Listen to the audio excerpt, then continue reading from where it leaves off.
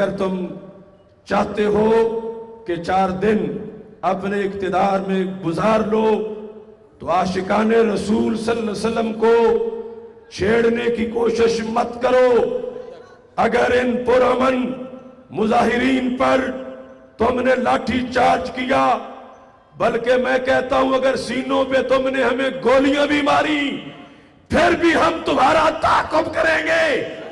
نعرہ تکبیر،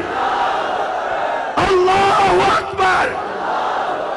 اللہ اکبر، اللہ اکبر، اللہ اکبر، نعرہ رسالت، نعرہ رسالت، تاجدار ختم نبوت، امریکہ کا جو یار ہے، یہودیوں کا جو یار ہے، گستاخوں کا جو یار ہے، گستاخوں کا جو یار ہے،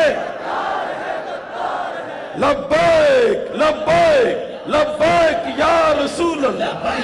لبیک یا رسول اللہ، لبیک لبیک لبیک یا رسول اللہ، لبیک لبیک لبیک یا رسول اللہ۔ اور اس کے اشاروں پر پولیس افیسر جو جہنم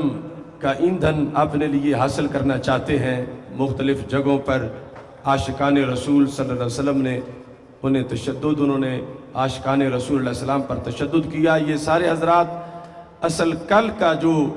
عاشقان رسول صلی اللہ علیہ وسلم کے اس جذبے کا اعلان ہے کہ جس نے بھی ناموس رسالت سے غداری کی وہ کائنات میں نفرت کا نشان بنا۔ کل نفرت کا نشان نواز شریف بنا، آج نفرت کا نشان عمران خان بنا۔ اور جس نے بھی اس فیصلے کی حمایت کی جو جھوٹا فیصلہ قوم پہ مسلط کیا جا رہا ہے، امریکہ کا جو یار ہے، امریکہ کا جو یار ہے، گستاخ نبی کی ایک سزا، گستاخ نبی کی ایک سزا، تاجدار ختم نبوت، تاجدار ختم نبوت،